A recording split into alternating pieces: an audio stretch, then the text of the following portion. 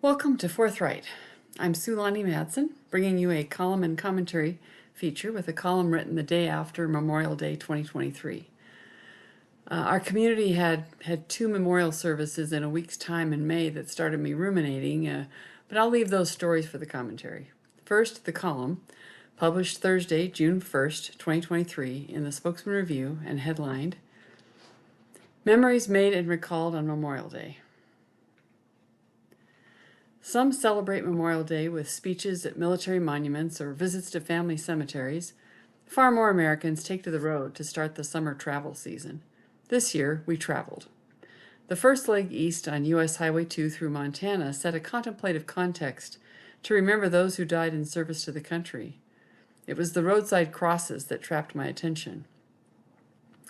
Sometimes, too many times, there's more than one cross at a location signifying those who died along the highway.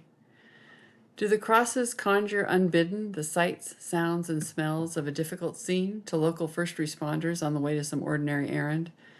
Do the EMTs second-guess their actions, wondering if the outcome could have been different, if only? Every small-town fire station and ambulance garage we passed triggered a twinge of empathy. Minot High School graduation was Sunday afternoon, and we looked forward to celebrating grandson Gabe's milestone with 3 days of happy family gatherings in North Dakota. But first, we had to make it through Montana. While surely a well-intentioned gesture by the Montana Highway Department to inspire the living to drive responsibly, the roadside memorials trigger more than the intended reactions. This trip, they seemed particularly prominent after attending two memorial services within a week's time, both with ties to our volunteer fire department. About a mile from my house is a simple metal marker with the initials MC. It's not nearly as prominent as Montana's white crosses. Most people would cruise past it without noticing, especially in the spring when it hides in the weeds at the edge of a lush field. There's a picturesque view to our ranch across the field. It's a sharp corner that demands the full attention of any driver, and it memorializes the spot where MC looked up to enjoy the view and missed the corner. There's no margin for error riding a motorcycle on a road without shoulders. I was the first EMT on scene. We flew him out with helicopter medics, but MC didn't make it. It took me several years to recognize the source of the physical stress reaction that corner triggered, at seasons when the field and the view were at their peak. Finally, I connected passing the simple metal marker to the apologetic thoughts and sometimes a tearful, "I'm sorry, Mike, I did my best," when turning that corner. It's an insight into the PTSD that Memorial Day can bring on for retired military and their families. The ubiquitous flags, the solemn ceremonies at military cemeteries, or even Memorial Day ads celebrating the start of barbecue season and family gatherings are all reminders. Somebody isn't there. Maybe it happened 60 years ago, maybe it was 6 years ago, but the memories can be as sharp and fresh as if the news arrived yesterday. As sharp as the edges of a Montana roadside cross. As sharp as a corner on a country road. Memorial Day is particularly dedicated to those who died in service to our country, but in some families, an older tradition makes it a weekend for tending the grave sites of all family and friends. It's an unusual holiday dedicated to grief and remembrance in American culture. For veterans, it can bring to mind real faces and places, literal physical trauma, second-guessing actions, and survivor's guilt. Veterans, check in on your battle buddies. It takes sharing feelings with those who've been there and done that, and sometimes counseling to shed the ghosts. I still search out the MC marker along the road, but I have a new greeting when I pass that picturesque corner. Rest in peace, Mike. And congratulations to the class of 2023. As the Minot High School graduates were reminded by their faculty speaker, graduation isn't the end. Now they must keep building their lives one moment and one decision at a time. Take a piece of advice from Mike. Remember to slow down and enjoy the view. Driving home today, I stopped to look for Mike's marker and realized it was being absorbed by a wild rose bush. So I look forward to appreciating those blooms as I slow down on that corner. I've been to 3 accidents there. The other 2 had happier outcomes. In mid-May, when we had the wake and a full-on firefighter stand-down ceremony for one of our own crew, It was very moving. And he didn't die in the line of duty. He developed health problems recently, but it was some of our own crew that responded when he went down. A week later, I was at the funeral for the wife of one of our longtime volunteers, who's been retired for many years. He and his wife had continued the volunteer habit, and she had a fall down the stairs while helping out at the church, the same church where the funeral was.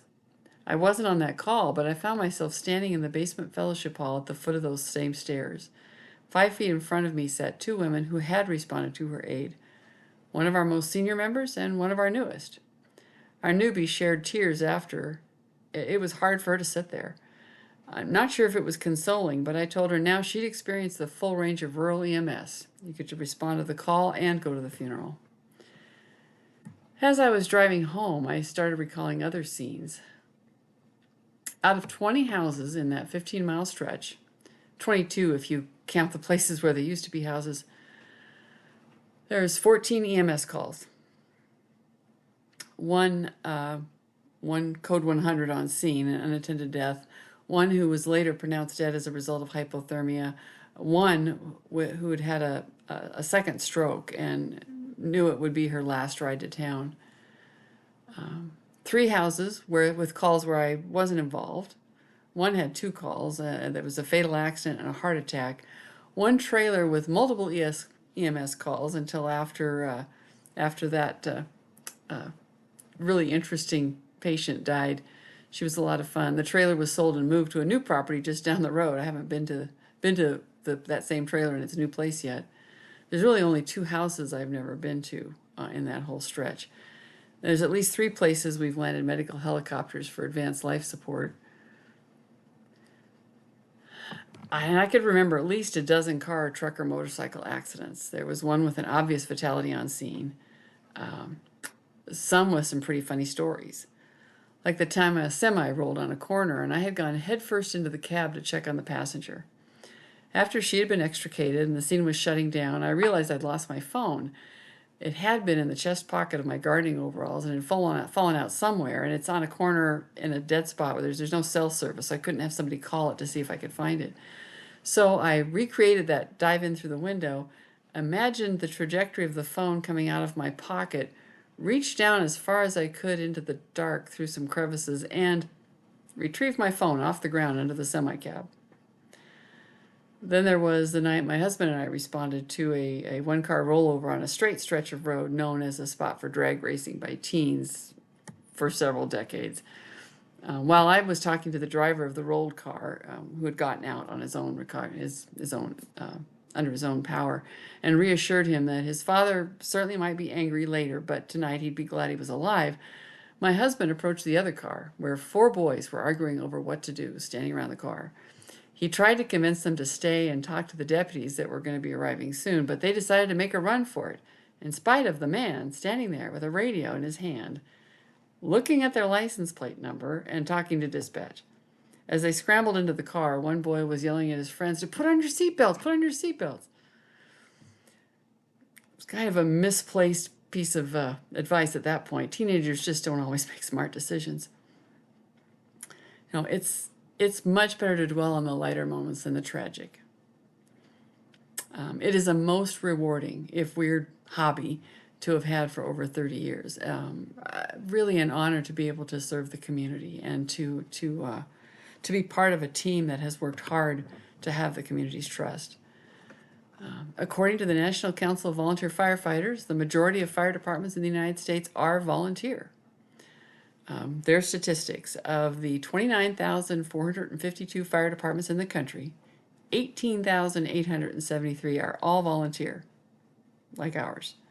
5,335 are mostly volunteer. They may have some paid officers that are on call full-time. 2,459 are mostly career and use a few volunteers to fill in gaps. 2,785 are all career. There's a lot of other interesting things if you've never thought about it. There's a link. I put a link to the NVFC frequently asked questions on the Substack post. Check it out. And if you're one of those folks who moved to rural America when your job went remote and you could work from anywhere, you might be the volunteer they've been waiting for. We need you on the team. And it's a really great way to get to know your community and to be an integral part of it. Well, thank you for joining me on this edition of Forthright. Be sure to like and subscribe for notifications of new content. If you really like the work, pledges are appreciated, and I always like to remind people to subscribe to your local newspaper because we need to keep that local media going. Thanks.